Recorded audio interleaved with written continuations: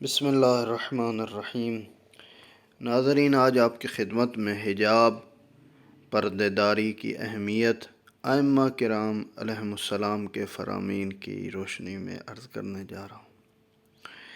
حجاب کے متعلق روایات میں آیا ہے، حضرت محمد صلی اللہ علیہ وآلہ وسلم نے فرمایا، دوزخ کی بدترین جگہ پر وہ عورتیں ہوں گی جو بے پردہ ہو کر گھومتی ہیں۔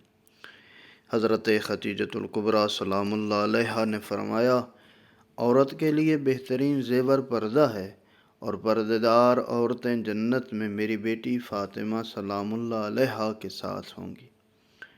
حضرت امام علی علیہ السلام نے فرمایا، ایک بے پردہ عورت کی مثال ایسی ہے جیسے وہ میرے قتل میں شامل ہو۔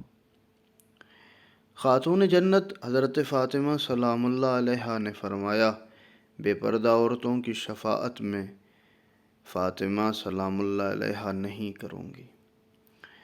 حضرت امام حسن علیہ السلام نے فرمایا، اللہ اس عورت کی نماز قبول نہیں کرتا جو بالغ ہونے کے بعد بھی پردہ نہیں کرتی۔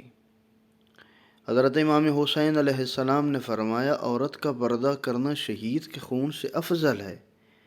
بی بی زینب سلام اللہ علیہا نے فرمایا، جب عورتیں مجھے بازار شام میں پتھر مار رہی تھیں، مجھے اس وقت سے بھی زیادہ تب تکلیف ہوتی ہے جب کوئی ہمارے چاہنے والی بازار میں بے پردہ ہو کر گھومتی ہے۔